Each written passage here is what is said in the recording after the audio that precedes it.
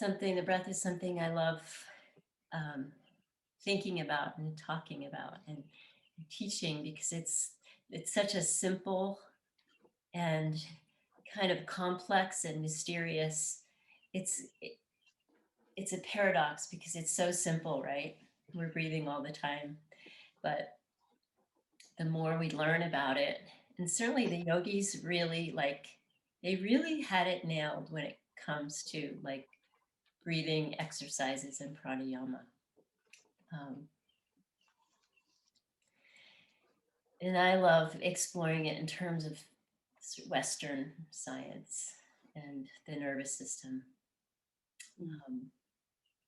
And one of the ways that I got really hooked into thinking and learning about the breath is I don't know if all of you guys know this, but I started as a lay midwife really, really young. I went off and I became a lay midwife when I was 19 and 20 years old. So I was attending home births and birth center births in Texas.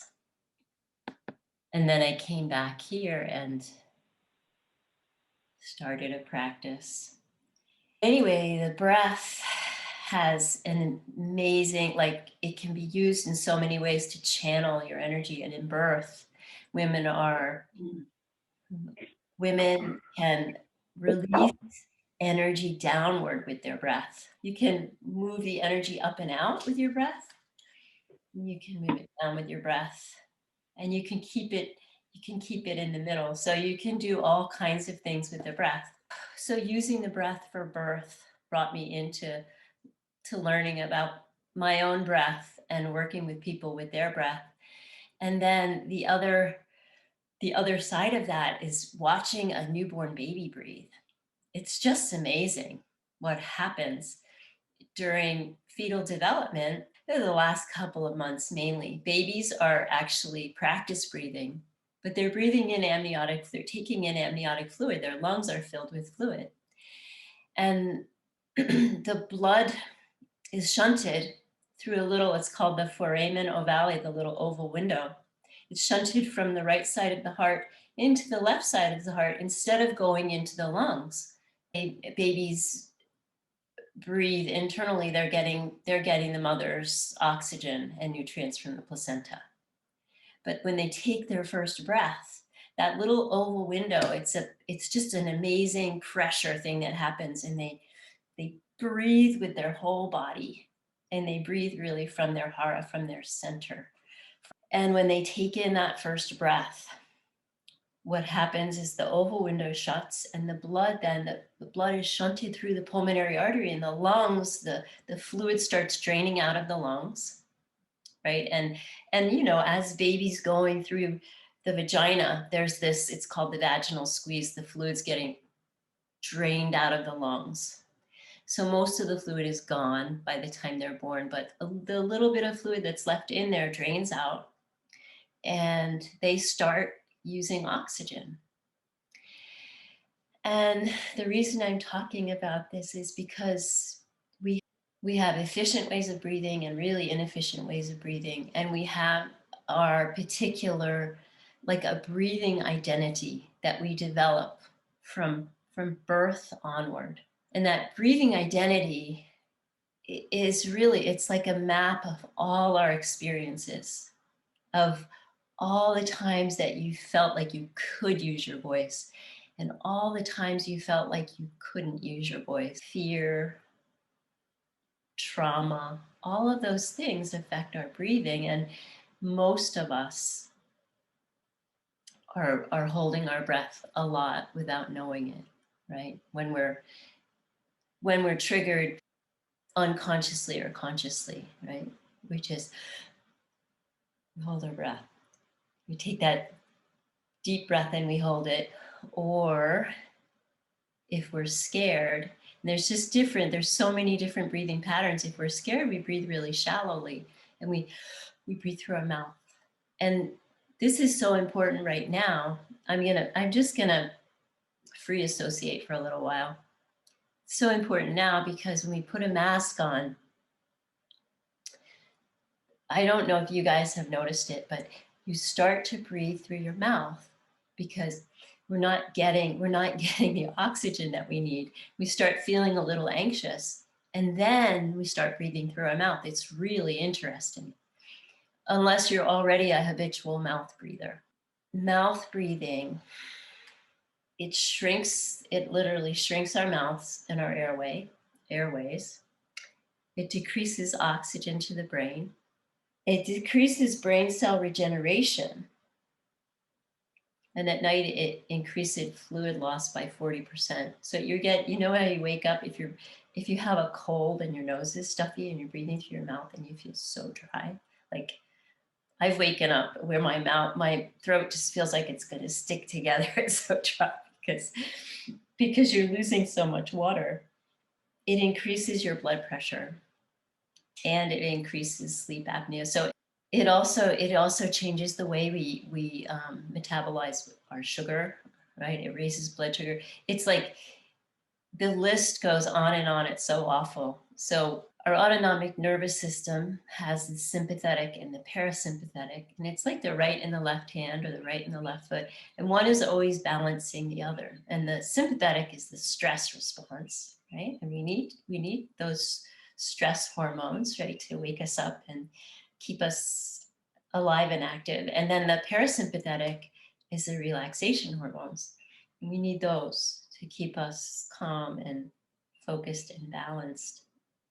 But generally, what's happening, I think, right now, generally in our society, is we're all a little bit chronically stressed. So the stress response is kind of holding us in this tense place. So there are ways of just kind of shifting that by changing your breath patterns. Nostril breathing takes the air into the lower lobes of our lungs. So we have 5 lobes. We have 3 lobes on the right and 2 lobes on the left. And the lower lobes, really, they go from our upper rib cage in the back all the way down to the 12th rib. So that the lower lobes of our lungs are huge and really expansive. And that's where when we breathe through our nose, the breath goes in and it stimulates the parasympathetic. And then the opposite is true of mouth breathing. We're just getting air in the upper lobes of our lungs, right? And you can experiment with that a little bit now. You can just try breathing through your mouth a few times.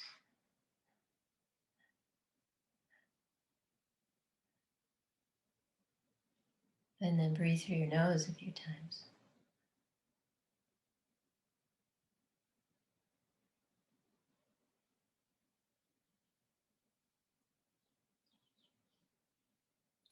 And it really only takes 2 or 3 breaths to feel like you start to feel. Did you guys feel that? A little bit of like agitation with the mouth breathing? And a little bit of calming down with the nose breathing? If you didn't feel it, we're going to experiment more with that. In pranayama, we're always starting with an exhale. It's kind of like just grounding the body. So the exhale stimulates the parasympathetic, the relaxation response. And the inhale is the sympathetic arm. Even if you're breathing through your nose, you're still getting a little bit more sympathetic tone, right? Or activation when you inhale, even if it's through your nose. And on the exhale, you're getting more parasympathetic or relaxation response when you're exhaling, whether it's through your mouth or your nose. Okay. So we know that slowing the breath, no surprise, right? Slowing the breath brings us into the relaxation response. Deepening the breath can go both ways. It's interesting. There's a nerve plexus in the chest that will actually activate the sympathetic, so that sort of waking up tone. And we'll play with that a little bit. But slowing down the breath, breathing more deeply, generally is relaxing. even though there is that nerve plexus. Shallow breath is less relaxing, or more, it'll push us into the stress response. Mouth breathing, more stressful. Nostril breathing, less stressful. Okay, and then there's ways that you can play with lengthening the inhale, right? To sort of wake yourself up a little more, or lengthening the exhale. So in one pattern that we'll practice, it's called Viloma. We'll lengthen the inhale and shorten the exhale, and that's more activating. And then the other way around, shortening the inhale and lengthening the exhale, that's more relaxing. And then just a few words that are kind of fun to know. Kumbha. Kumbha means pot. And the little pauses at the top of the breath, at the top of the inhale and the bottom of the exhale are called kumbhakas. They're called little pots. And when you're just breathing normally and there's that turnaround, it's called sahita kumbhaka. And the sahita kumbhaka is just a tiny pause. And sa means life, and hita means sun and moon. So there's a whole world in those little pauses of the breath. So let's begin. The one thing that I'll talk more about in a little while is nostril dominance, right? One nostril is opening and closing about every 90 minutes without us even knowing it. So we become more right or left brain dominant. If you're breathing through your left nostril, you're more right brain dominant. And if you're breathing through your right nostril, you're more left brain dominant. And so hence the alternate nostril breathing, kind of is brain balancing. So we'll do some calming practices, we'll do some balancing practices, and we'll do some activating practices. So let's start. I'm going to start with the Sahana chant, just to focus our energy. Go ahead and close your eyes. And if you want to shift your seat, go ahead and shift your seat. Get really comfortable. Sahana Vavatu, Sahana Unaktu, Sahabiryang Karavavahai, Tejasvina Vaditamastu, Ma Vidvishabhai. Om Shanti, Shanti, Shanti.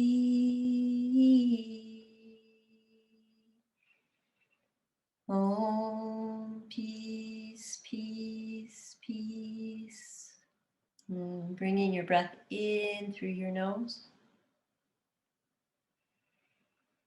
And we're going to let it out through our mouths with pursed lips. So it's kind of looks like a whistling mouth, with the sides of your cheeks aren't puffed out, they're kind of drawn in.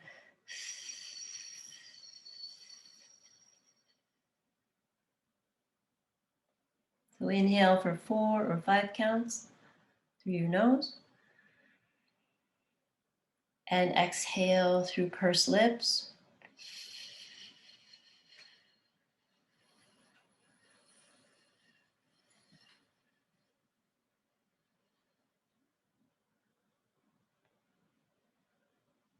And a couple of more times, inhaling through your nose, counting 4 or 5 counts, and on the exhale will be much longer.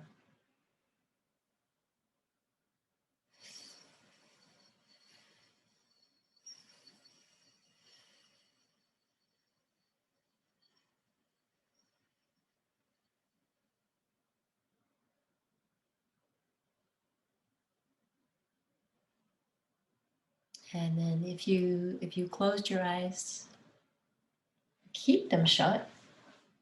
And if they're not shut, go ahead and close them softly. I'm going to do a reading. This is from the Radiance Sutras, and some of you may have heard it before, but it's about the kumbhaka. Kumbhaka, And so it gives you the definition of the word: a pot, a measure, a jar, pitcher, a water pot, jug with a wide mouth, the sign of the zodiac Aquarius. With this sutra, we are invited to attend with tenderness to how we embrace the breath. There are many yuktis here. So yukti is a teaching. One is to consider the lungs to be a pot for holding the breath. Kumbhaka has the connotation of a jug of elixir, a chalice, a vessel used in ritual offerings to the gods. We revere the air flowing in and out of our lungs as if it is an elixir, and we hold the breath as we hold a chalice of some person, some precious substance we are imbibing. So holding the breath as a precious substance. In pranayama, you may hold the breath in the sense of stopping it, but in meditation, holding the breath can mean holding it as you would hold a lover. Holding is an embrace, a welcoming touch, contact skin to skin. In lovemaking, we hold the other person in order to allow them to move and allow ourselves to move. In certain sweet moments, the action pauses. Holding and embracing do not mean stopping the flow of movement. So this is important in the breath to embrace it tenderly. Embracing the flow of breathing as you would something infinitely valuable, and you will know peace. There is a world of skill in the way we receive, hold, and embrace and cherish the breath.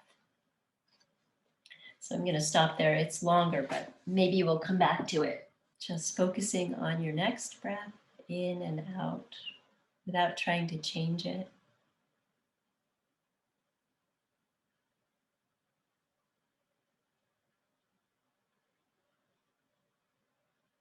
And then next couple of breaths, just tenderly taking it in.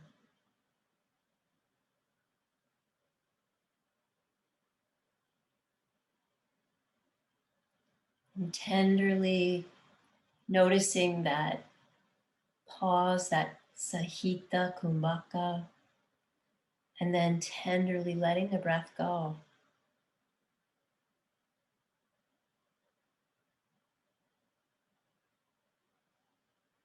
And then just bring your hands together and taking some deeper breaths, rubbing your hands together, bringing your hands over your face and your head. Just kind of coming back.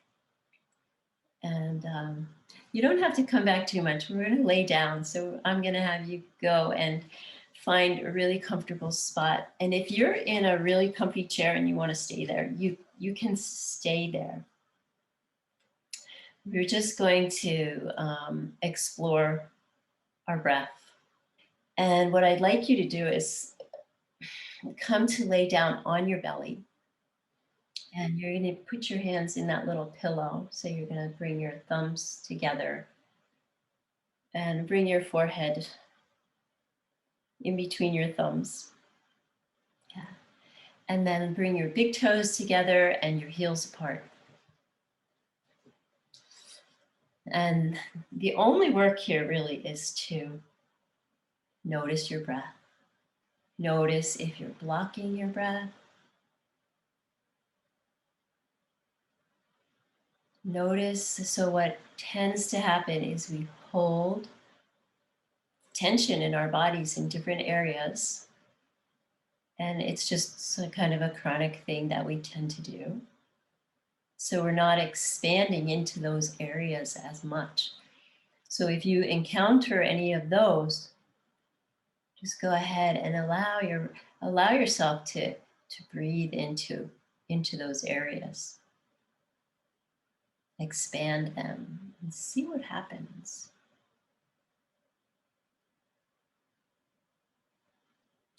Just notice your breath here. Notice your body. And notice your feeling tone. And if you come to your mat today and you feel a little jumbled up, just allow your breath to kind of begin to iron out those inner wrinkles, letting the body, so the mind will follow the body. The body will also follow the mind, but in this practice, we're just allowing the mind to follow the body.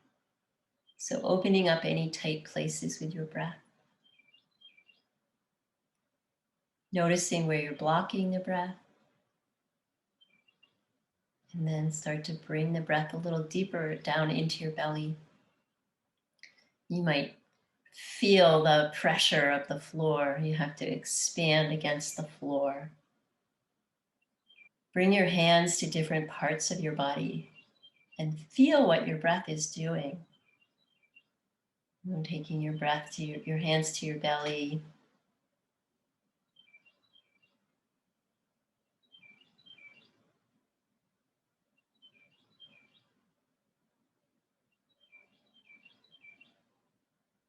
And up to the sides of your ribs since you're on your belly.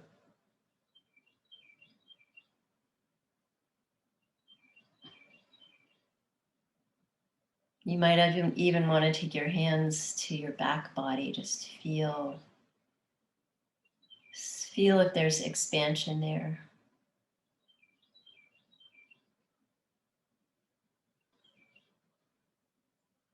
And after this little bit of exploration, just go ahead and roll yourself over onto your back.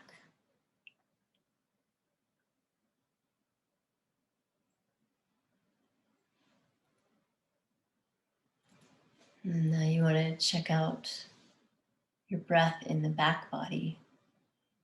You can check it out in the front of the body too, all the way around, but just because the floor is there giving you resistance against it, check that out.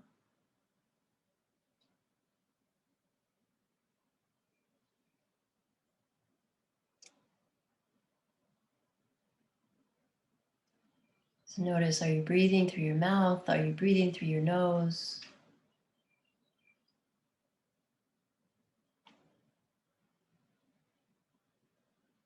And I'm going to suggest, if you don't have a cold, to switch to nostril breathing if you're not already.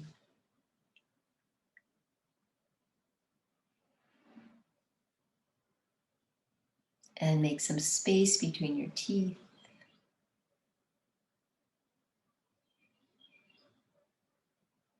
Now feel the coolness of your breath coming in on the back of your throat. And that simple shift of breathing through your nose, it tones the airways. It literally expands the space in your mouth. Our mouths shrink when we're mouth breathing.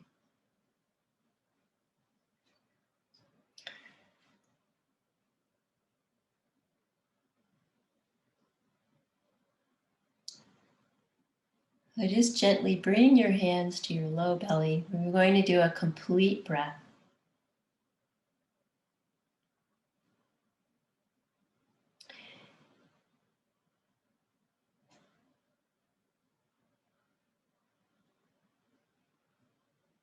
So the first part of the 3-part breath is bringing your breath down into your belly, so your belly rises and falls. So just feeling your hands rise and fall, feeling the back body expand. So now your belly becomes like a pot. Your belly's the kumbhaka. And this is the breathing we do at night. It's abdominal breathing.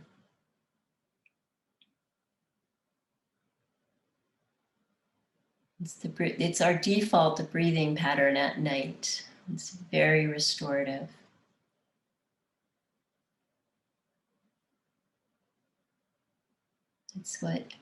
It's what carries us into a deep sleep.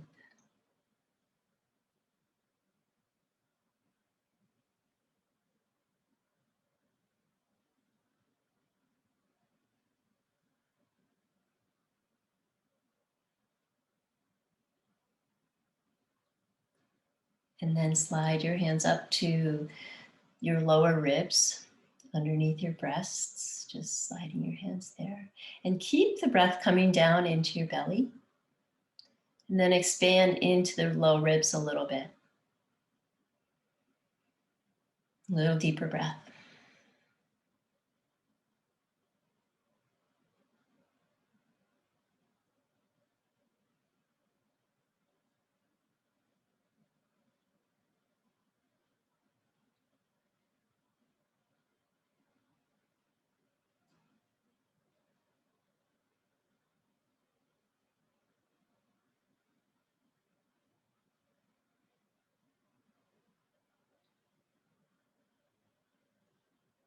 Good, and then take your hands up over your collarbones. And fill your belly, your chest, and all the way up to your collarbones. And your fingers, if you kind of put a little pressure down in that little triangle above your collarbones, you might feel the upper lobes of your lungs expand and just come up and bump your fingertips. It's kind of fun.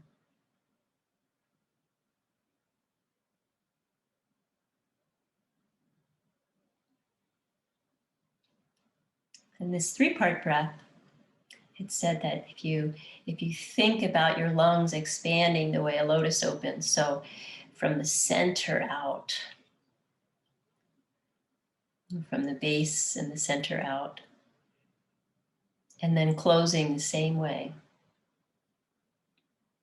The exhale would be the closing, and the inhale is the opening.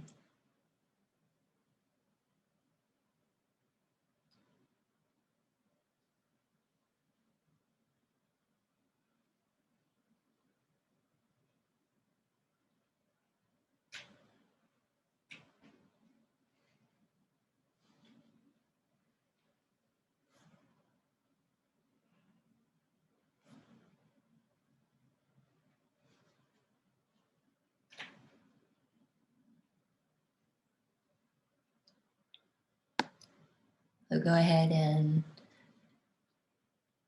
just relax for a moment.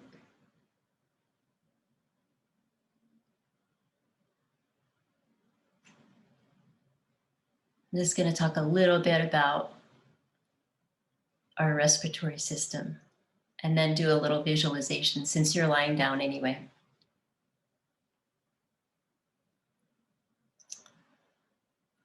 So we use about 1/6 to 1/8 of our lung fields. Right? We have 5 lobes. Most of us are really shallow breathers, even if we're deeper breathers than most people. We're still breathing kind of shallowly. There's always a little bit more space to breathe into, and there's always a little bit more air that can be emptied out. The average amount of air that we take into our lungs, it's beautiful. It's called the tidal volume. So it's like the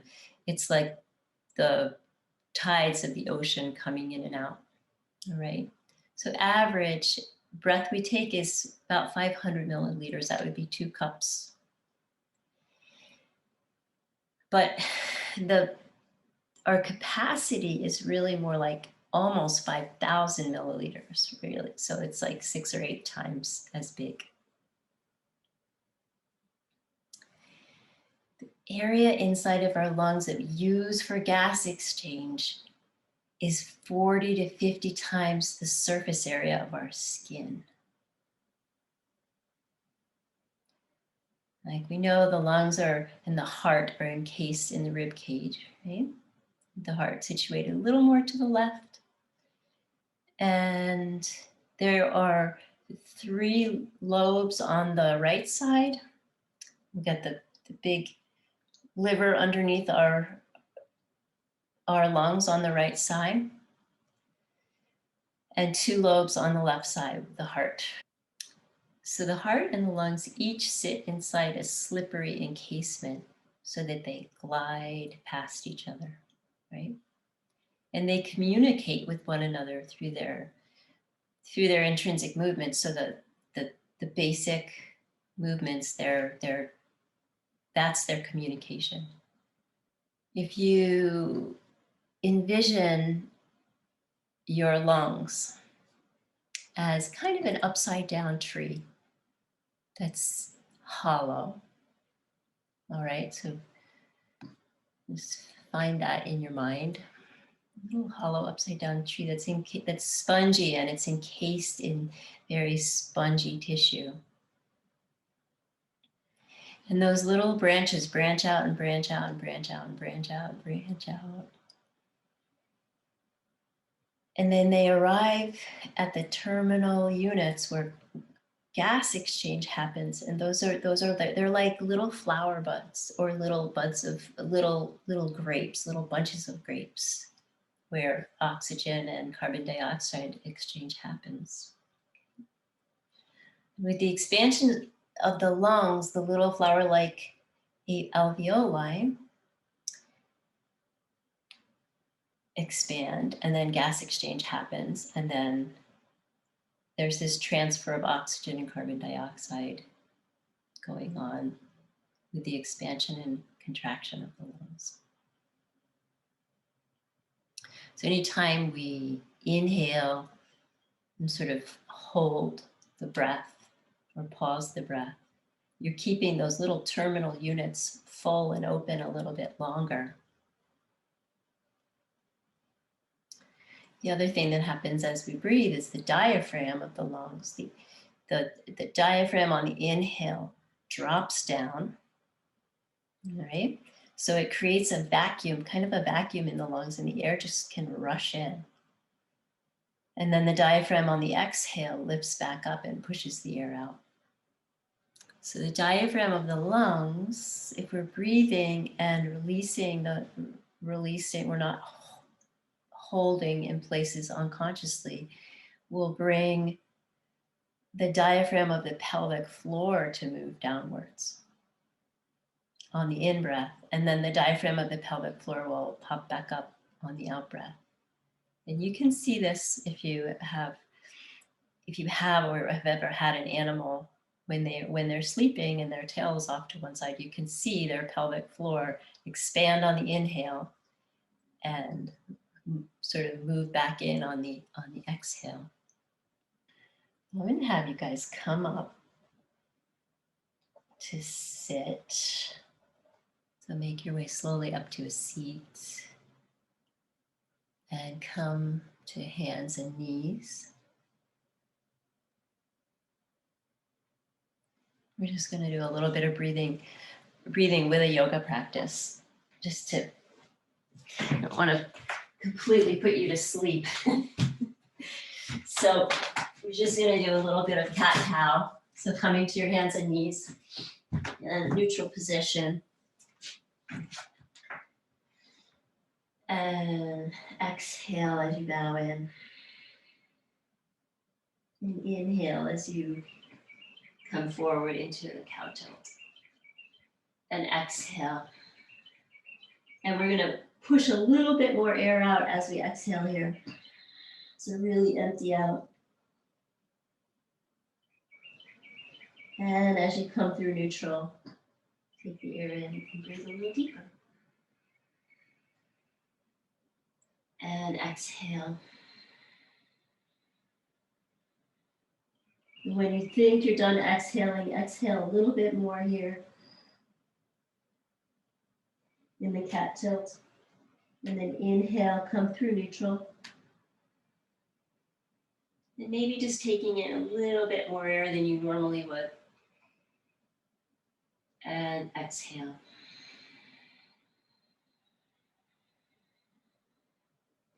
And then at the bottom of your exhale, press a little bit more air out.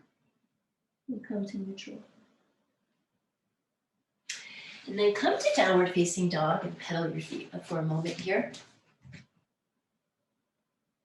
And then go ahead and step forward. Step your right foot forward into a high lunge or a low lunge. Just any lunge that you're comfortable with. If you want to, you can walk your hands up on your thigh. I'm just doing a little wake up yoga here. If you want to, you can reach your arms up, big stretch. Stretch right, stretch left. Sweep your hands back down. Step back to downward facing dog. Come forward to high plank. So body to body, one line in high plank. And then lower down knees, chest, and forehead.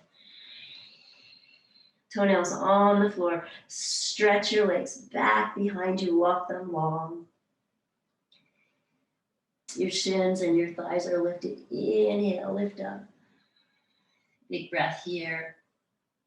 Cobra, peeling your hands off the floor. Exhale, lower down. And then press back to downward facing dog. Step your left foot forward. High lunge or low lunge.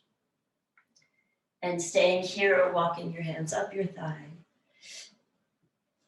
And then extending your arms up overhead if you like. Breath here. And sweep your hands back down. Step back, come to hands and knees, and then come to child's pose. And if you have a block, bring your block under your forehead.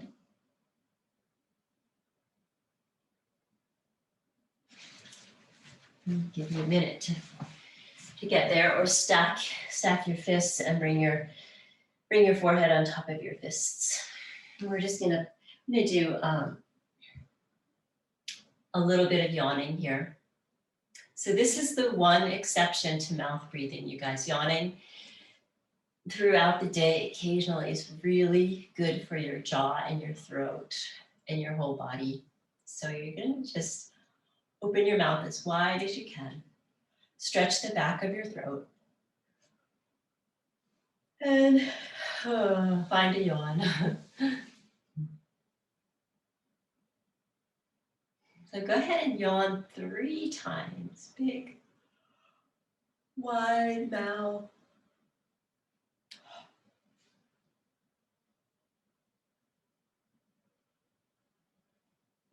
Stretching they're called the palatine arches in the back of the throat. Those little arches near your tonsils.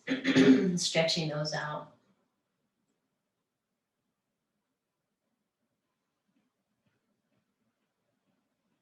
And another good yawn.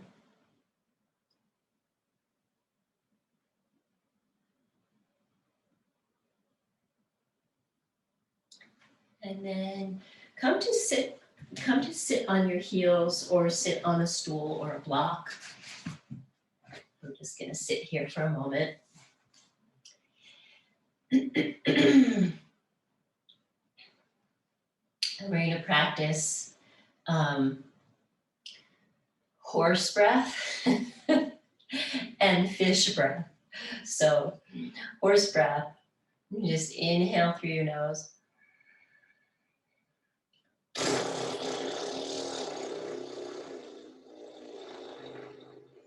You kind of get your lips to sort of bubble back and forth.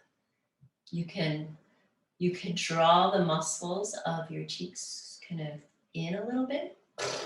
So the air is moving straight forward.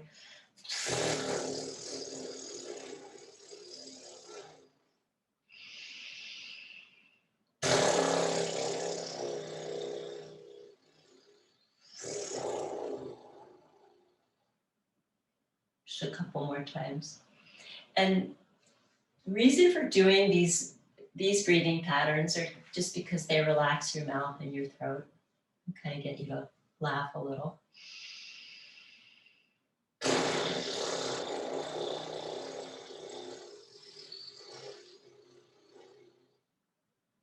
They also relax your cranial nerves, those nerves that innervate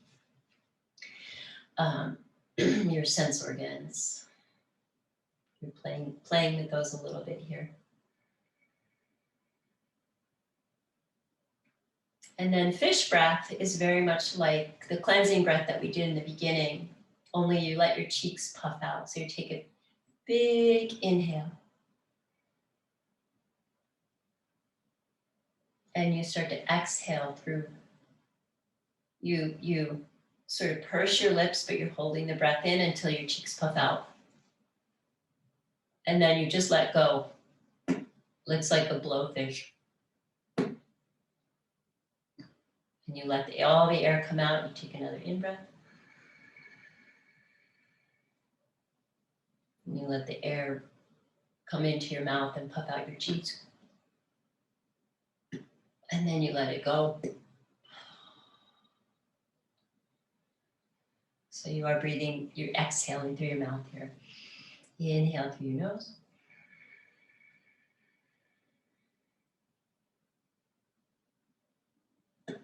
Puff out your cheeks and let the air go.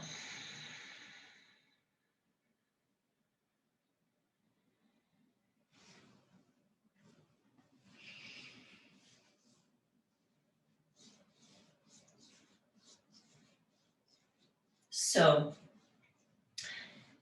what I like to do now is bring you guys into a restorative pose. So restorative Baddha Konasana. You'll need a little cushion or two. I know we all have different pillows. So you can do this many different ways, but Baddha Konasana, your feet, the bottoms of your feet are together. You come together, okay? And it's really nice to have something to put underneath your knees.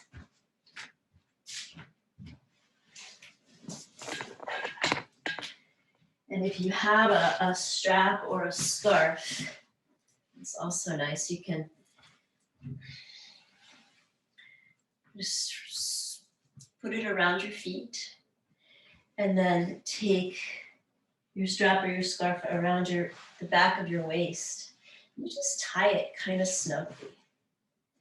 You make a little tie.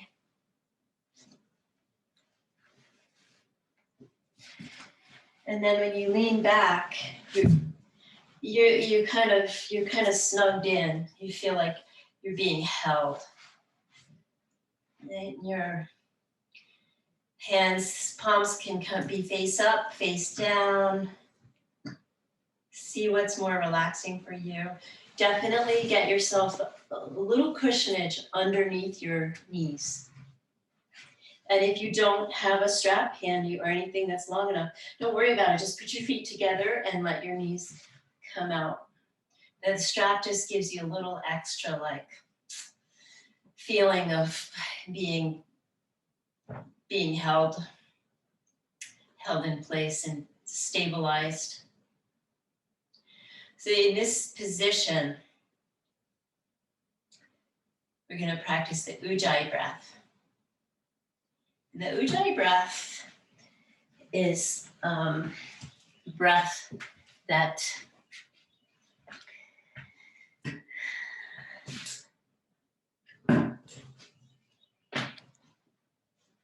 when the breath comes in, it comes in through our nasal conchae, so that the nose has these little spiral-like structures in them. So it's kind of like breathing into a shell, right?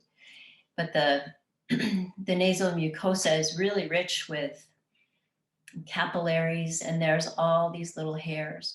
So as the breath spirals in, it's getting warmed and it's getting filtered and it's getting humidified. So with the Ujjayi breath is a breath that has a little sound to it. And the one way to practice that sound is to inhale through your nose and exhale. We're going to exhale through the mouth, the sound ha, ha, like a whispered ha.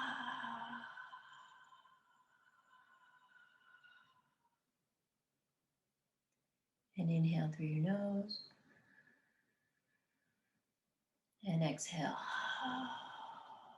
And what that little ha does is it partially closes the epiglottis, right? It's what we're doing when we're making sound, speaking. It's also what the part of our throat that we close when we swallow, right? So food doesn't go into our lungs. So we're taking that little cap and we're just closing it half, maybe part way. And it creates that little hissing sound. So on your next breath, you're gonna ha a little bit, and then you're gonna close your mouth and let the sound, keep the sound going, but let the air come out your nose. So, so it sounds like ha. And take another breath in and do that.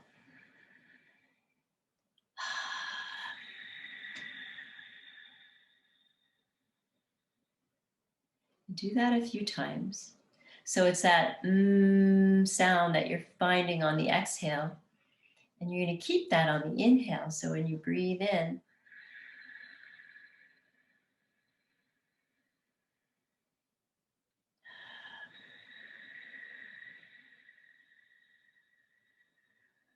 so you're finding it on the inhale and the exhale.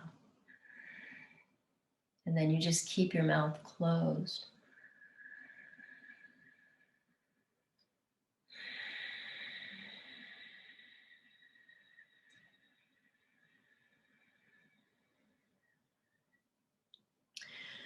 So the Ujjayi breath warms, filters, and humidifies the breath even more because you're slowing it down. You're lengthening the inhale and you're lengthening the exhale.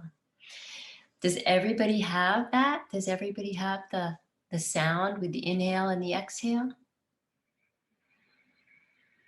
Okay. Good. I'm seeing a bunch of thumbs up.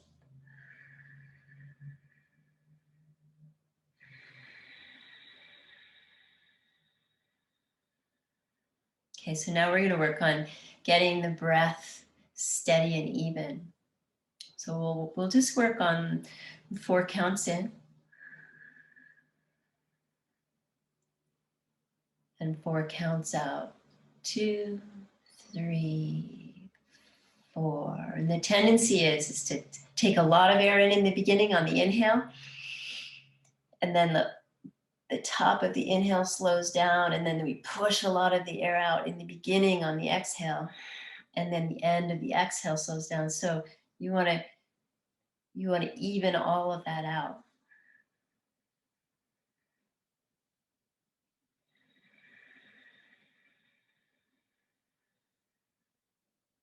And just find your own rhythm. It might be more than 4 counts, it might be less than 4 counts. So see if you can get that steady, even.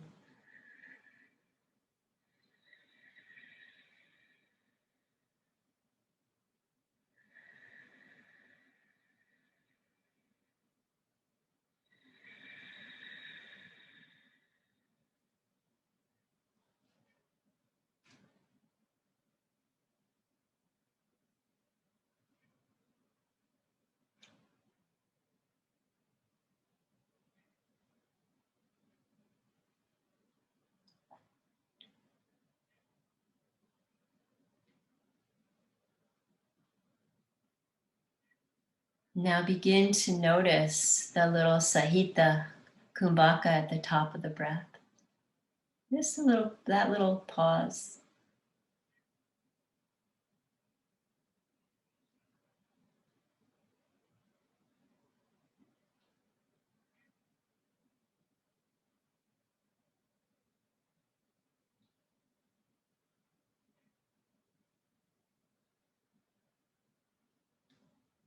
The yogis say that little pause is a dvara, a doorway to the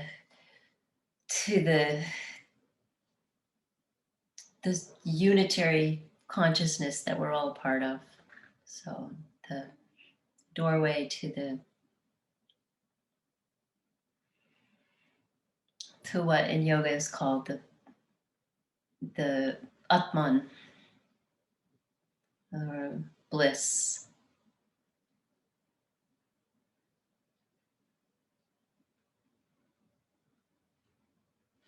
Doorway into the sort of the soulfulness of each one of us.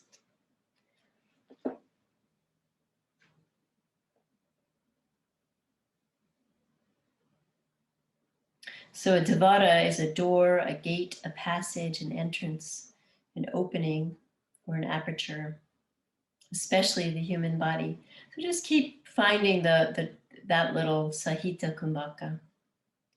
A way, a means, a medium.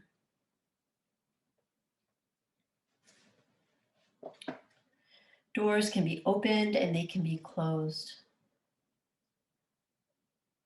Sometimes we long to close it all out, shut the door, and put a sign up saying, go away.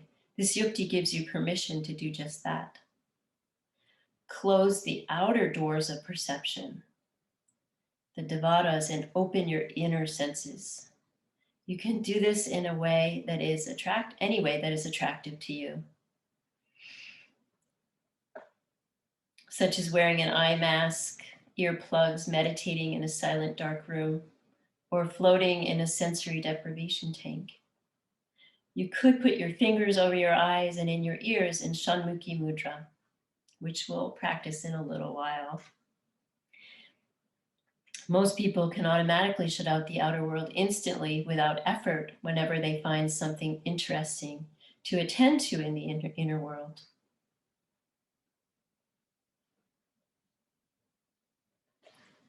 Let me just stop there. So there's volumes written on those little pauses in the breath.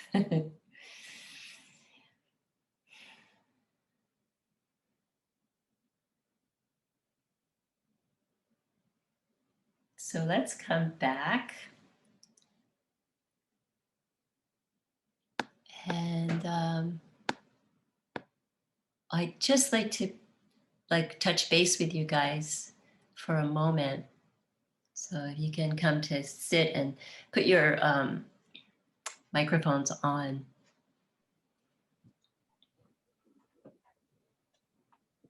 Just to see if there's any questions or anything, questions or comments, or experience that you want to share. Well, Abby, I have two things. What I'm noticing, which is really interesting, is that no matter how long my inhale is, my exhale always wants to be like two seconds longer. Like for some reason, my natural rhythm is like, if I breathe in for 6, I always end up with like 8 on the way out. And I don't know why that is, but that seemed my natural rhythm.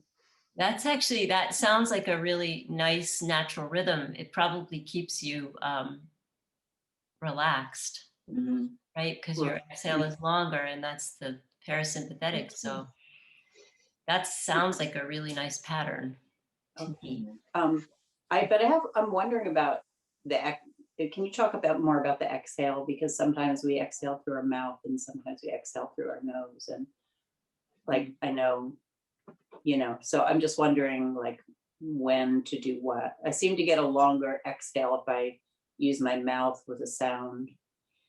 I can get a deeper exhale if I make, a noise, and it just seems to lay out longer when I do that for some reason. So when you exhale through your nose, there's that resistance, right? Because the airways are smaller than the mouth, and it's keeping the functional units of the lungs open. But when you're making sound, you're doing a very similar thing because you're closing your epiglottis, right? You're using your throat to do a similar thing. I don't think one is right or wrong, and I think that because you're a singer too, that's probably something that you've developed. And I think making sound can be just so restorative. Yeah, and there's a whole yoga, there's a whole, you could spend your life studying the yoga of sound. And I wanted actually to do some sounds at the end of the day, but I don't know if that answers your question. And I think some of these questions they just open up an exploration, right? Because we're the only ones that can really figure out our breath identity. Well, and with some guidance sometimes, but like that's a great question and something for you to explore, I think. I guess I just didn't know if there's benefit to exhaling through nose versus exhaling through mouth, the way there is inhaling through your nose. Oh, okay. Well, you'll lose less water if you're exhaling through your nose. Okay. We expend huge amounts of inner fluids when we talk, when we sing, when we breathe through our mouth. Yeah. So thank you. That helps. Yeah. Anybody else? Anything else? So when you have that pause in the breath, is it okay if you pause after the exhale rather than pause after the inhale? Yes. I can't see who's asking the question. It's Kathy. Hi, Kathy. Hi. You can, yeah. And that's harder for most people, but I know that it's easy. I happen to know that it's easier for you. It is. It Yeah. feels good. Yeah. And I think that it's interesting, but I think those sort of things, like holding the breath be easier on the inhale than on the exhale, I think that has to do with probably birth. That's just my gut feeling about it, but who knows? Some kind of birth experience. Yeah, anybody else have an easier time pausing, or did you try pausing on the exhale at all? Yeah, I do. I like to do both. You like Pause to at the top and then pause at the bottom. Yeah. And the other thing that keeps going through my brain is that the first thing we do when we're born is we breathe in, and the last thing we do when we die is we breathe out. Yeah. And it's such a thing. I mean, Yeah. it's such a representation of the cycle of life. It sure is. Every breath. It sure is. Yeah. Prana. Yeah. Prana. I've just been toying with the idea of, the pauses, at the top of the breath and at the bottom of the breath. They're there already, I think, and it's a matter of bringing one's awareness to those very small pauses. It's a natural turnaround. And so I guess if I have this correct, Abby, part of what we were doing was manipulating or extending that pause intentionally. Yeah, a little bit. It's there already. As far as like breath awareness and. Yeah, it is. And you don't have to lengthen it at all. Right? You can but sometimes it's nice just to hang there in the in-between and notice it. Absolutely. And I think the idea of the top of the breath, in particular, being a doorway, is really, I think it's a beautiful image and practice. I really like that. So. Yeah, I also think I want to add on to what Nancy's saying, because it's really resonating with me, that I'm finding it real, the Samraviti, the equal inhale and equal exhale breath, I really like for meditation, because it gives my brain something to do. It's like, okay, go do this, go count 4 in, hold, 4 out, hold. You go do that, and I'm going to meditate over here. It's like, it just helps me. Yeah, and it's interesting because another thing that happens when we're moving into meditative brainwaves is that both nostrils then open up. So instead of having a dominance on one side of the brain or the other, the next time you're meditating, just check. Mm. You might want to just check now, like which side. A lot of times when I'm teaching, my nostril dominance evens out. Like I'm teaching, I guess, brings me into a balanced brain. But anybody have like one side that's dominant right now? Yeah. Which side is dominant? The right brain, left Left, nostril, left side. Yep. as usual. Mhm. It's welcome to my world. Yeah, it's my world too. Yeah, I get that. So So anybody else have a dominance going on right now? I can't really tell. I can't tell. Like, how do you check? How do you Well, just, you kind of go back and forth and you just feel it. One okay. nostril feels more open. And Ah, because we've been doing the breathing, we might be more balanced out than usual. mhm. Yeah, maybe I should Okay. have had you guys do Yeah, that yeah. at the beginning. Yeah. Yeah, Mhm. yeah. And Right. Well, how does a deviated septum play into all of this? Like, because I have one, and I wonder about that sometimes. And sometimes I actually play around by, pulling my cheek out a little bit mhm. and just opening up Yeah. the passages. Mhm. Yeah. Well, which side is deviated? My left. Your left side. Hmm. Yeah, so you're probably getting a little less in yogic terms, Mhm, maybe a little less prana to your right brain. mhm, So mhm, your right nostril then is dominant, and mhm, so your left brain is going to be a little bit more mhm, dominant. mhm. It might, I don't know. I mean, Yeah. Yeah. I don't think we can fully know these things, but in this system, it would, I would tend to think that you would be Mm. a little bit more analytical and left brain dominant at times.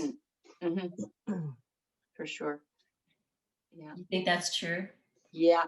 Sometimes to my detriment. Yeah. Yeah. Yeah. So you could, I mean, you can do those sort of opening your sinus things and Mm, sort of close down the right side, right? mhm, mhm, And get yourself to breathe a little bit more through mm, the left side if you mm, feel like. mhm, mhm. Yeah. Okay. Thank you. Yeah, you're welcome. Okay, so do you guys want to, let's do some activating breath patterns. Okay, so Bhastrika and Kapalabhati breath are both quite activating. The Bhastrika,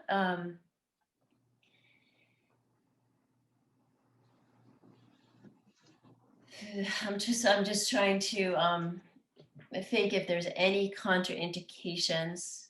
And I think, just unregulated high blood pressure is the contraindication to the really activating ones.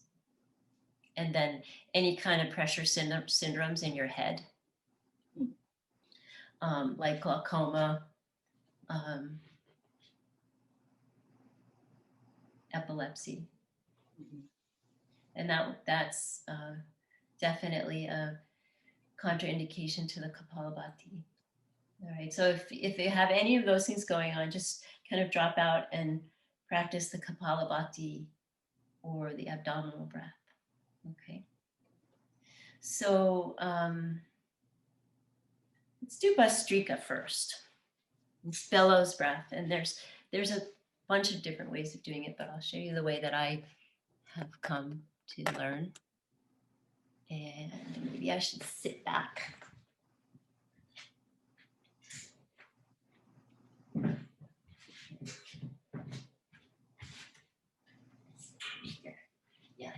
better. So you just find a comfortable seat, and the inhale, you're gonna reach up. Your fingers spread wide, and the exhale, you bring your elbows down, and you can give yourself a little like, it's a little push in the rib cage on the sides. So it's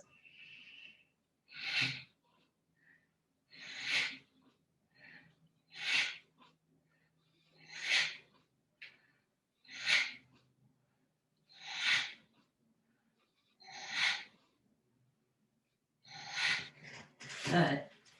And stop, and just take a break from that, and close your eyes and breathe.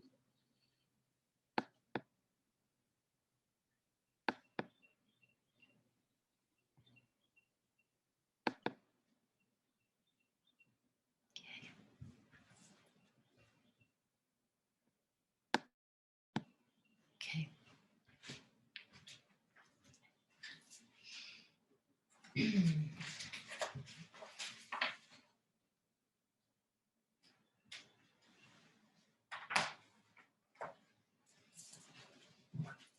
Okay, and we'll do that 2 more times. Generally about 20 breaths is enough of this. We're gonna, since we're practicing and kind of getting the hang of it, I think it's okay to do a little bit more. So inhale as you raise your arms up overhead. Sharp exhale through your nose.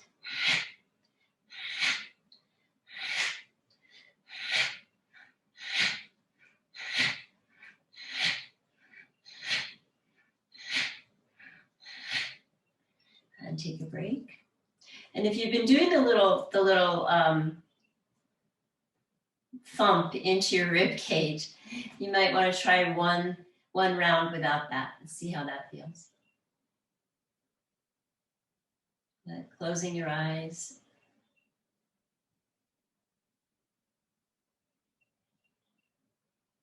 And just noticing what you feel. These breath patterns really, they raise your prana, so you feel a little bit more energy, a little bit more aliveness and awakeness.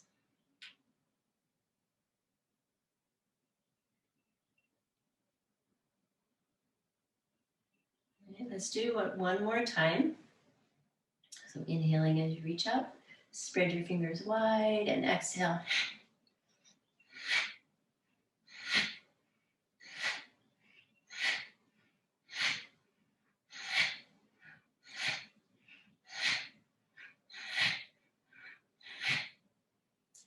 And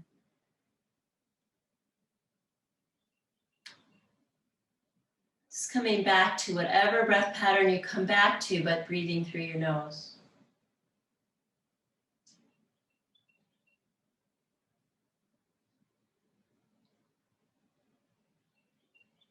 So you notice that breath pattern is the breaths are short and quick. And because you're reaching up overhead, you're getting in a little bit more air. And because you're, drawing your arms down and pushing on your ribs, you're exhaling a little bit more old air. So it kind of gets in there and gets some of the old air out.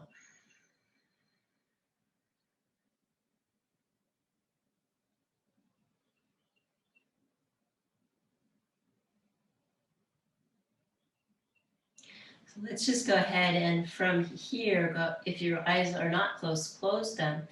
And just bow forward, walk yourself forward, stretch out.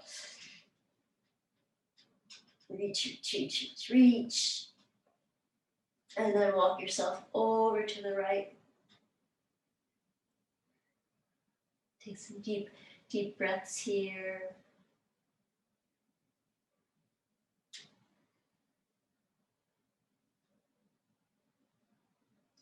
Come back to center.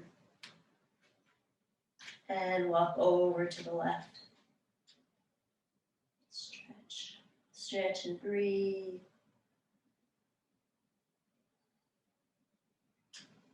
And come back to center and unfold. Okay, so rather than going into Kapalbhati right away, which is another sort of activating breath, let's do what's called Viloma, which is a little bit more, well, one way when you do it is activating and the other way is calming. So we'll do the calming way first. So the breath pattern is that you breathe in for 4 counts through your nose, and it's an Ujjayi breath, so you're having that little, I'm exaggerating it, it's a little closure of the epiglottis. And then when you exhale for 2 counts and pause, exhale for 2 more counts and pause, and exhale for 2 more counts and pause. So I'll demonstrate it once. So inhale.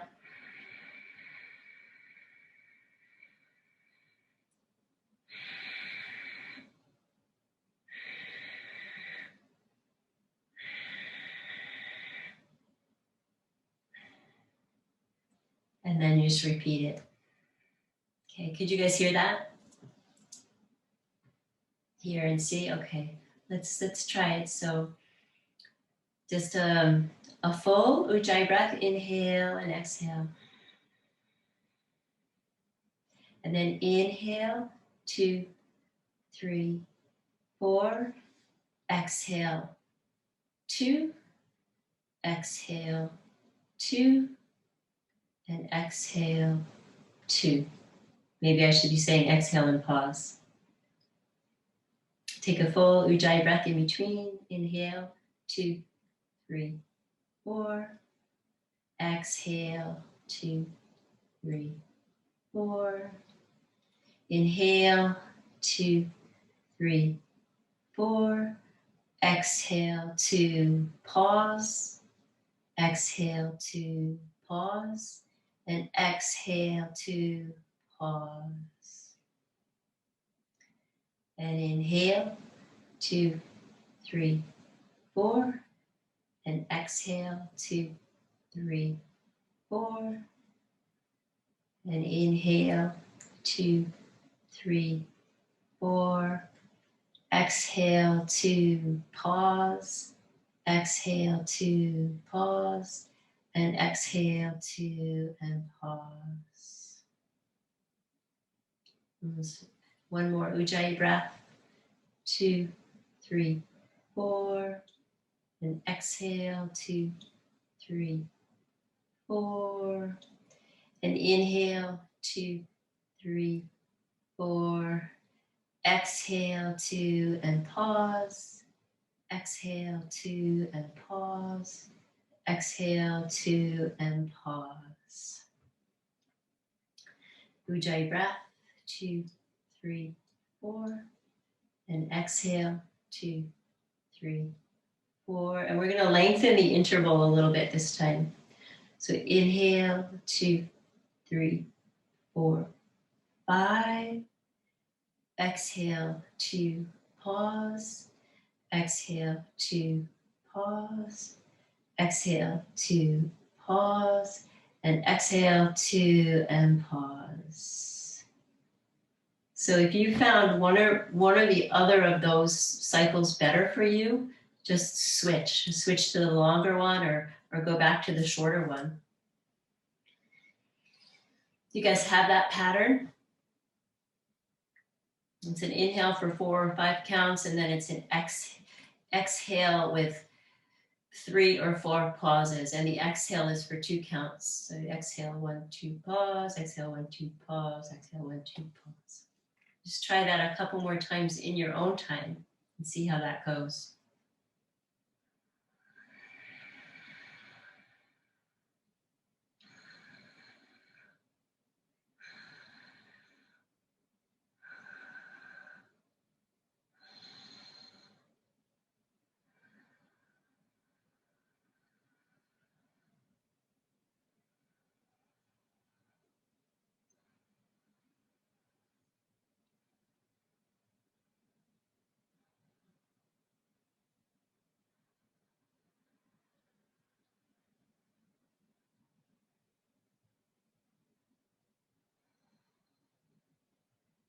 And then one full Ujjayi breath. The thing about the Ujjayi breath is that eventually when you're doing it, it's a really soft breath. There's not a lot of tension in your throat. It doesn't, other people don't even necessarily need to hear it. You hear a lot in yoga classes, like make your breath audible so other people can hear it. And it's nice to do that because it reminds other people to breathe. And they also get the benefit of the repetitive sound, which has a really nice calming effect on the nervous system. But after a time, like you're gonna go into your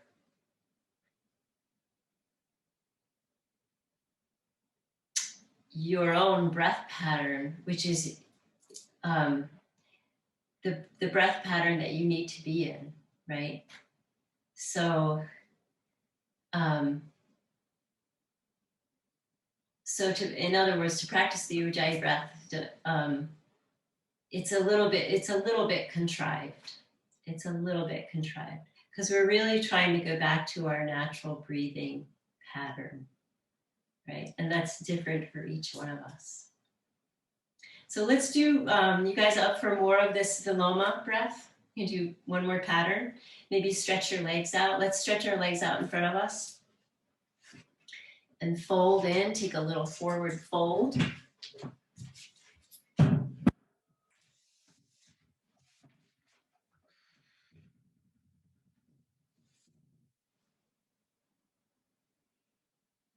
And take some deep breaths here.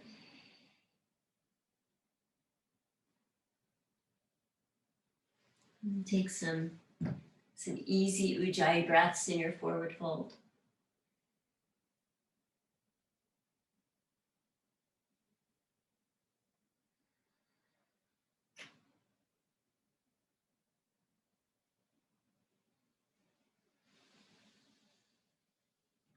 And come up. And if you want to come to sit in a chair or on a stool, any seated position that's comfortable for you. We'll do the Viloma. We'll do the inhale cycle. So this one is a little bit more activating and uplifting.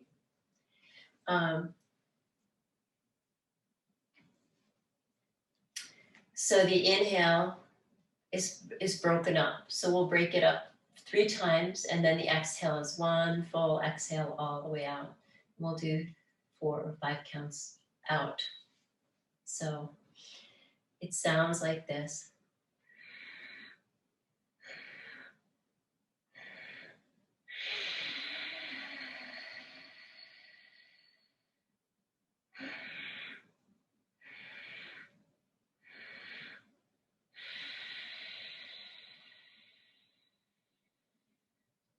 Okay. So we'll go ahead and one full Ujjayi breath.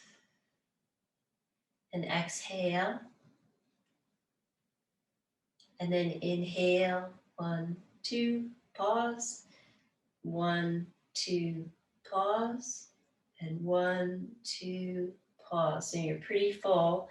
And then exhale. See if you can make it even. Exhale, 2, 3, 4, 5. And inhale, 1, 2, pause. Inhale, 1, 2, pause. And inhale, 1, 2, pause. Exhale, 2, 3, 4, 5. Inhale, 1, 2, pause. Inhale, 1, 2, pause. Inhale, 1, 2, pause. And exhale, 2, 3, 4, 5. Take a deep Ujjayi breath. Take a break.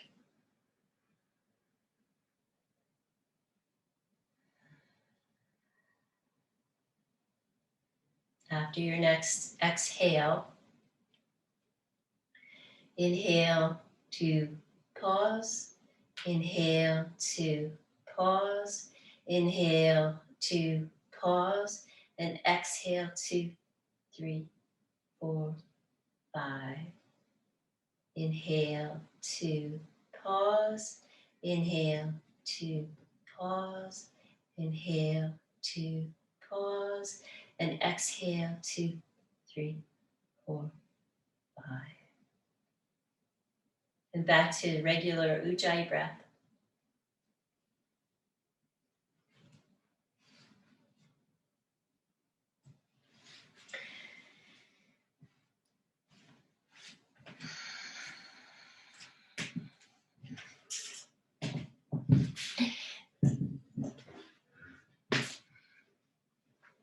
Okay, so is anyone feeling a little lightheaded? Nobody's feeling lightheaded? Okay, good. Relaxed, perhaps? I'm trying to get this back on. Hold on 1 second.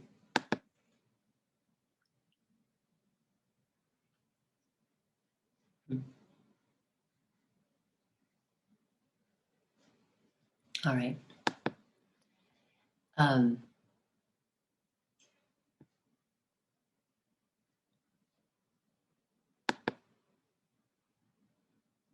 There we go. Sorry about that.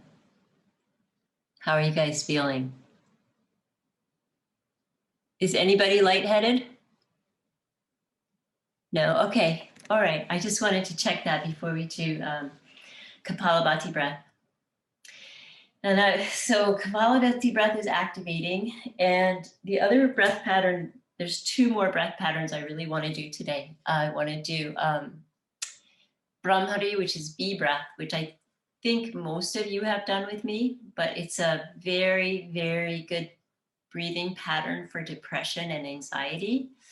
And since the rate of depression and anxiety has tripled in this country in the last year, I think that's a really important one to teach. The Kapalabhati breath it means skull shining breath of fire. It's very drying. I don't recommend it a lot for women in menopause. A little bit every now and then, like if you need to like sort of give yourself a boost of energy. Yeah, I used to practice this breath when I was driving my way home from the hospital after like a couple days of call. When I was exhausted, I would do it to keep myself awake. So it really wakes you up. It definitely sort of supercharges you. So I'm just going to take a little sip of water here.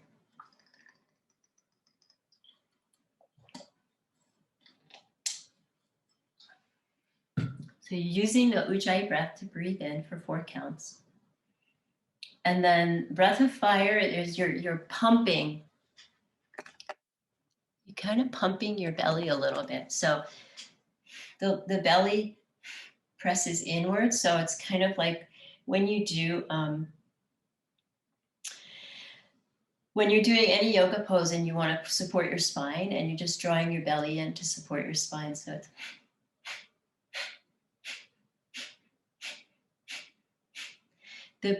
the exhale is like you're blowing your nose into a tissue. I know some of you guys know this one. And we'll do 20 or 30 rounds. Vincent Ladd says you work up to 100 and then you can like add 100 every week until you get to 500. And I've done that practice and I find it for me, very exhausting and dehydrating. And I actually don't recommend it. But it does burn a lot of calories, and it's said to be just good for your like kind of like running. It just burns a lot. It's good for your metabolism. That's what I was trying to say. Good for your metabolism. Okay, so go ahead. I'll demonstrate it once. I'm going to inhale.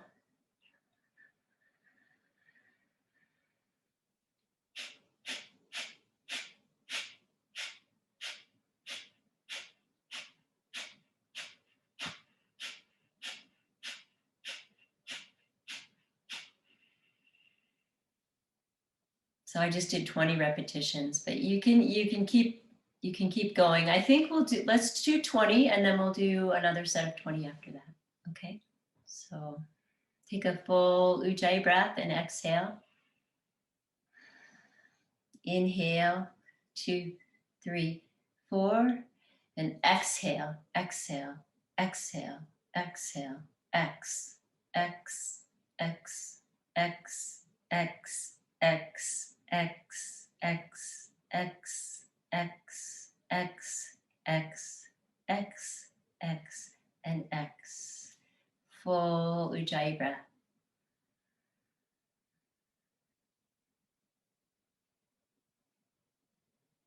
And just notice what your breath wants to do here.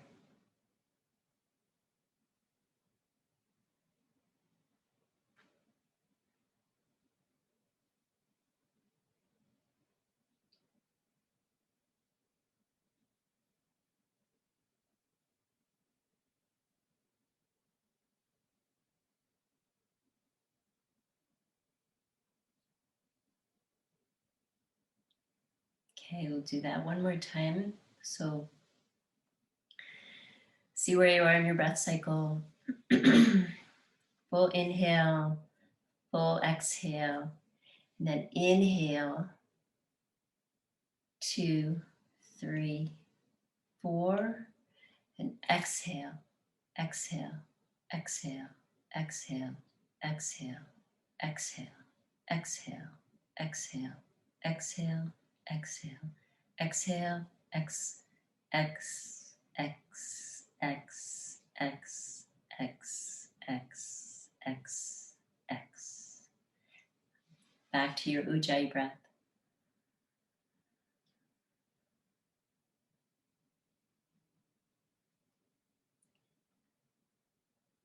So the main problem that most people have with this breath pattern is that they feel like they get emptied out and there's not enough breath coming back in. So if that's the case, slow it down a little bit and you're pushing the air out and you're just allowing your lung, like you don't even have to inhale, it's just coming in naturally. So you're focusing on the exhale and the inhale just happens. And then you exhale again and the inhale just happens, right? So it's a forceful exhalation so that when you release the exhalation, the air is just gonna rush back in because you're creating that vacuum in your lungs. It just fills because that's the laws of pressure. You can do it one more time. All right, so we're gonna exhale, inhale, exhale. I'll do it with you guys. Inhale for 4 counts.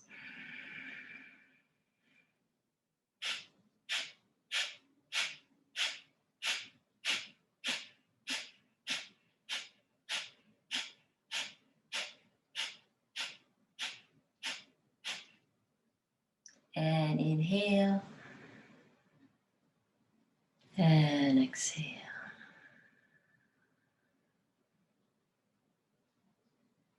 If you have a desire to retain your breath as it comes in and retain it, you can retain it here. Or if you have a desire to retain your breath at the bottom of the exhale, you can do that. It's kind of a natural thing that your body wants to do. And you just breathe when your body gives you the cue to breathe.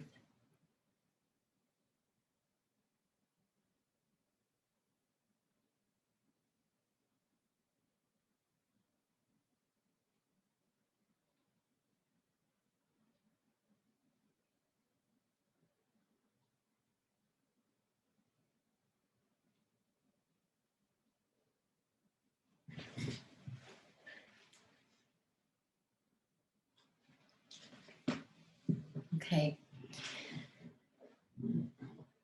So we're gonna do Shanmukhi mudra.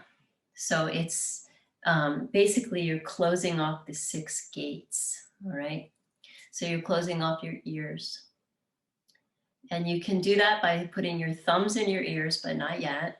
Or you can put your thumb in front of the little ear flap and push into that, okay? Your index finger kind of goes to over your eyebrows. Your ring finger and your middle finger go over your eyes. So you curl your middle finger and your ring finger softly over your eyeball. It's not a lot of pressure at all that's on there. And then your pinky comes down sort of to the corner of your mouth. So that's the mudra. The breath is an inhale for 4 or 5 counts. And generally in the breath world, an inhale for 5 counts and an exhale for 5 counts is considered optimum. And that brings us into a pattern of about 5 breaths, and 5 to 6 breaths a minute, which really, like, when you think about how we normally breathe, we're breathing 12 to 18 breaths a minute. So it really slows the breath down considerably. And that puts you more in the relaxation response, and that starts to change your brain waves. It changes your chemicals really quickly.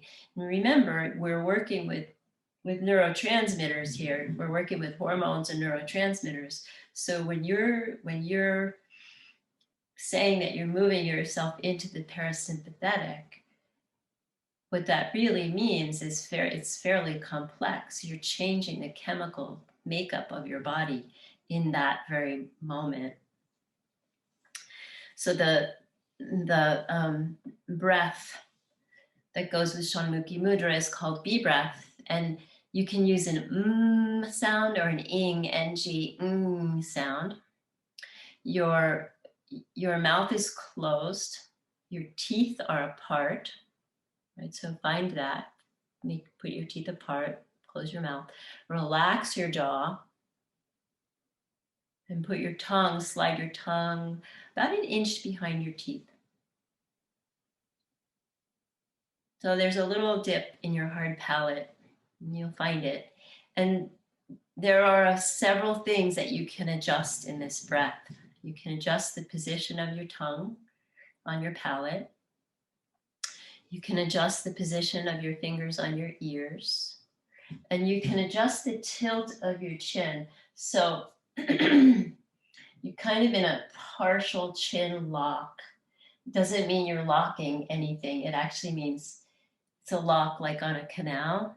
You're letting a certain amount of energy through. So the chin tucks a little bit. And while you're doing it, it usually takes me a couple of rounds to find, like I like to get a really loud sound inside my head. So tucking your chin a little more, a little less sometimes.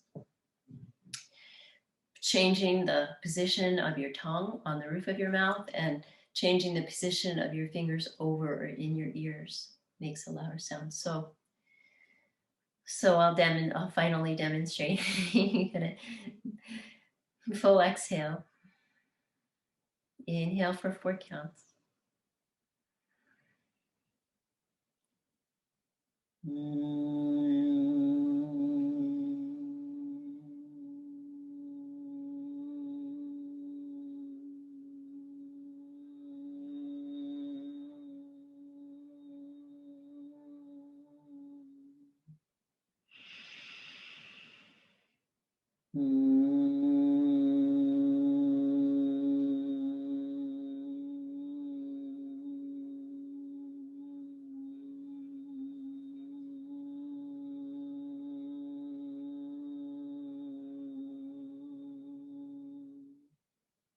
Okay, so you can see that my exhale is pretty long.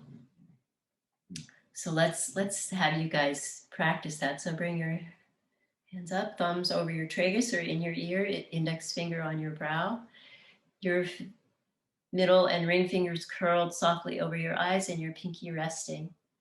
Okay, so inhaling 2, 3, 4, and then exhaling the sound.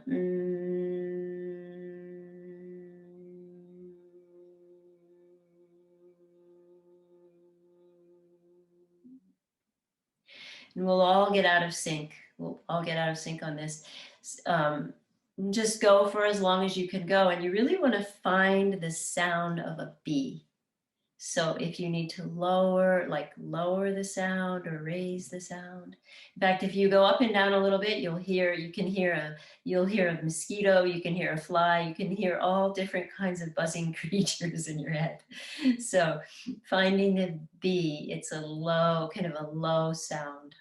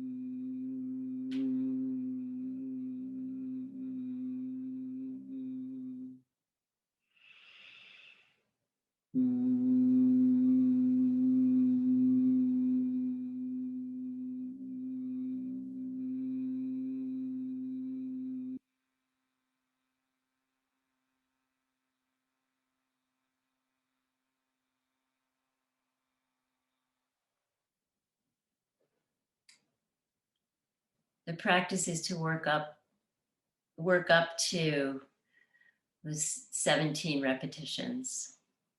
And then you just sit. And it's a nice practice to do before meditation. And I want to read you some of the benefits of this pranayama.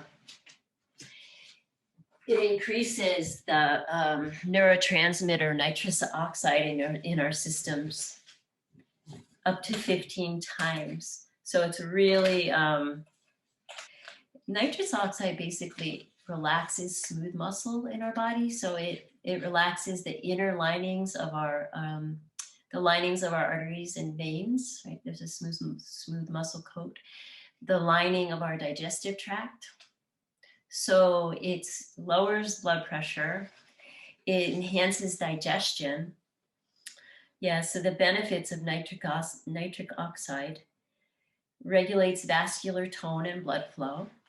Okay, so that's our veins and arteries. It's delivering more oxygen to the mitochondria, the little energy factory in every cell. Supporting healthy blood viscosity, meaning it's making the blood flow better. It's generating antioxidants for repair. Supporting healthy arterial lining, I already said that. Supporting healthy blood sugar and better insulin sensitivity. So if you have problems with your blood sugar, this is definitely one for you. It lowers your body mass index, regulates brain blood flow and neuroplasticity. So this is what nitrous oxide does. And nitrous oxide increases 15 times when you do this breath pattern.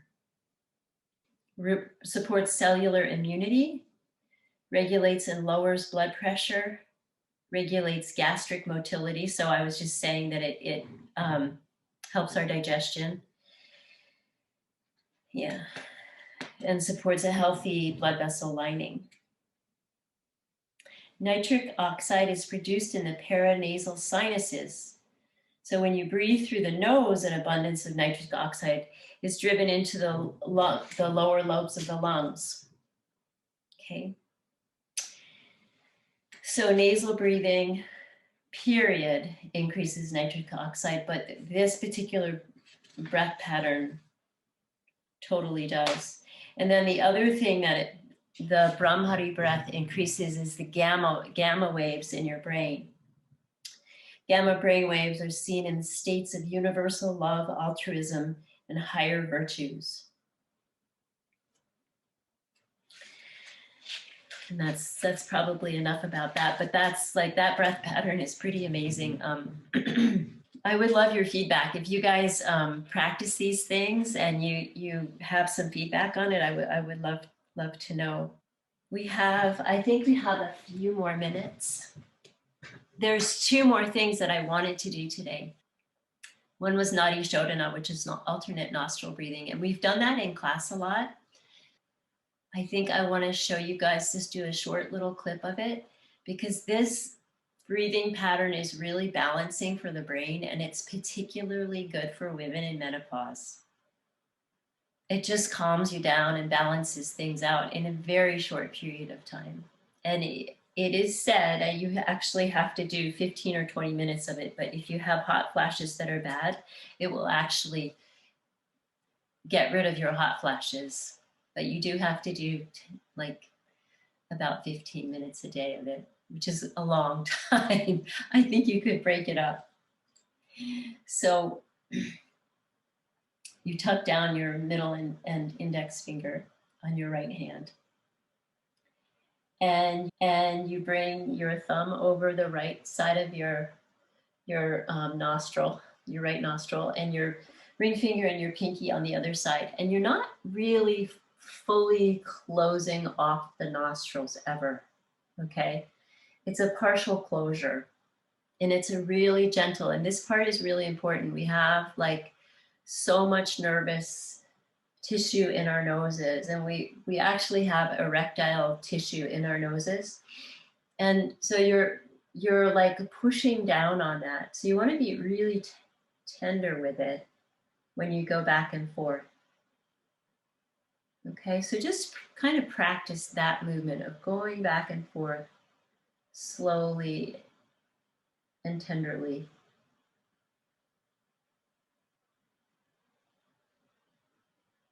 And you'll find even that just lifting and lowering of your fingertips really relaxing. So you slide your fingers down from the bridge of your nose all the way down off your nasal bone into that little soft space just beyond your nasal bone and just before where your nares flare out. Full inhale and full exhale through both nostrils. You're going to close the right and inhale through the left. And when I say close, you'll partially close. Inhale left, 2, 3, 4, partially close. Exhale right, 2, 3, 4. Inhale right, 2, 3, 4. Partially close. Exhale left, 2, 3, 4. Partially close. Inhale right, 2, 3, 4.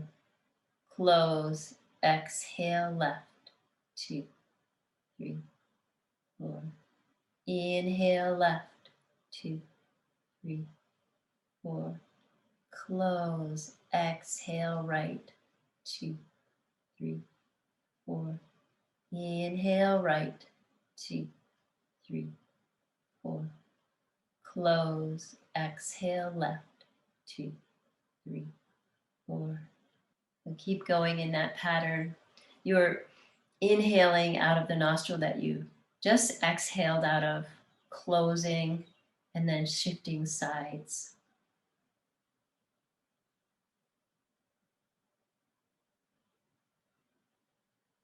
Finish up with an exhale on the left side.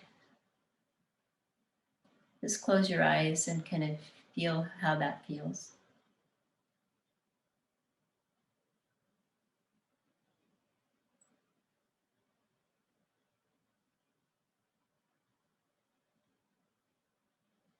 Let's do that one more time. So bringing your thumb, index finger, and pinky to the bridge of your nose, sliding down off your nasal bone, finding that soft space. So thumb is on your right nare, index finger and pinky on your left nare. Let's go through it one more time. Full inhale, full exhale. close the right. Inhale left, 2, 3, 4. Close left. Exhale right, 2, 3, 4. Inhale right, 2, 3, 4, and close. Exhale left, 2, 3, 4. Inhale left, 2, 3, 4. Close and exhale right, 2, 3, 4. Inhale right, 2, 3, 4. Close and exhale left, 2, 3, 4. Inhale left, 2, 3, 4. Close and exhale right, 2, 3, 4. Inhale right, 2, 3, 4. And close and exhale left, 2, 3, 4. And then just let your right hand drop down into your lap.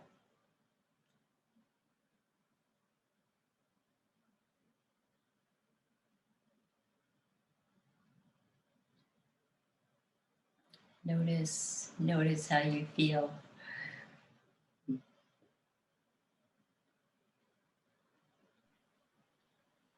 How's everybody doing?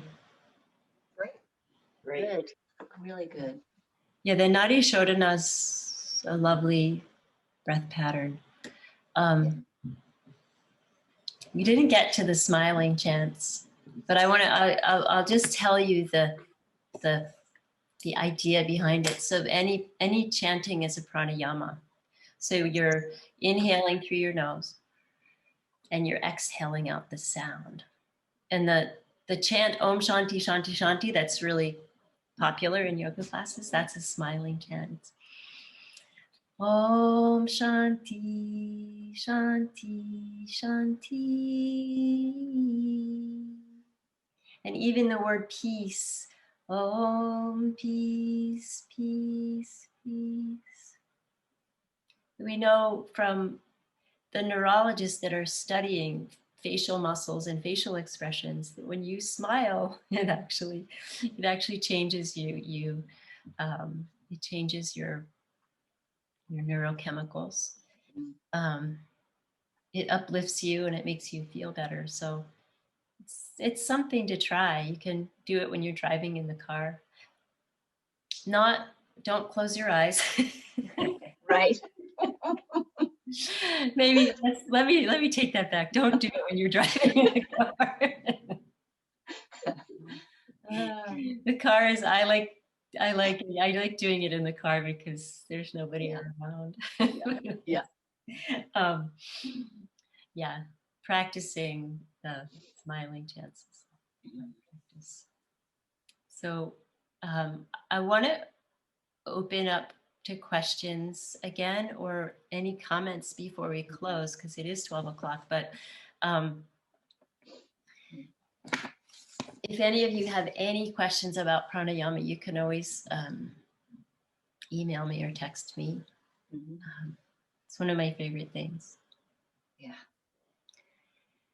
But if there aren't any questions, we'll close with Om Shanti Shanti Shanti. Abigail, I do have a question. The breathing work that we did with the mudra that was like a mask. I don't remember what's that whole breath pattern called again? That's called Brahmari, and it's bee breath. So okay, it's called bee breath. Okay. Yeah, bee breath. Yeah. I really like that one. Yeah, that one's amazing. Yeah. That one's fun to do with kids too. They like. And then I have one more general question, which is, there was a time, do you have like something, a place, a book or something you'd recommend for mudras? Like I remember at some point, didn't you make cards or something that you had like? Yeah. Would love to have something that shows all the mudras and their names and what they're. Yeah, I can recommend a couple of books to you, and I'll shoot that out. Mudras get really like there's hundreds of them. Yeah. Yeah, but that one The Shanmukhi mudra is a fun one. Yeah, I could recommend a couple of mudra books that will There they are. Yes, I take want you on a those. journey. Do you still have cards? Oh, yes, I do. Yeah. So Then I would, I do have cards, and those are the cards. The mudras in that deck are they're mudras of the mudras of Tibetan Buddhism, but I kind of took the Buddhist language out of the meditation. So there's art on one side, and then there's a guided meditation on the other side. And someone that just purchased a deck from me got back to me and she said, you didn't say how long to hold the mudra. And that's one thing I didn't mention in those cards. But honestly, in those, you just hold them in as long as you feel like it. When your hands get tired, you can put them down. But Yeah. but in some, like with a lot of the Hindu mudras, there is a specified time period to hold them for different health benefits. Yeah. So. Yeah. So I would also be interested in the resources as well, like the books or what have you. Yeah. So. Okay, I'll send you. I have 2 books that I like a lot. Cool. Yeah. Wait, And Abby, I'm sorry. that's okay. Do you have, I mean, this is really annoying, but would you have like the list of the breath patterns that you kind of were just going through? And then, Yeah. would that be easy? Because that, I feel like I want to have like the list. You want to have a list that you can look at? Yeah. Okay, I can make that. Yeah, I can make that. that would be great. Yeah. Okay. And I have to say, because you're not going to say it and I'm going to say it. These cards are extraordinary. Look at the art. Yeah. And I actually own that piece, but I want to know more about the mudras. yeah, the Yeah. mudra is on the back. That's Cool. great. If And it's yeah, very can you wonderful. tell us if we can how we get those? I would love to buy some. Go to the website.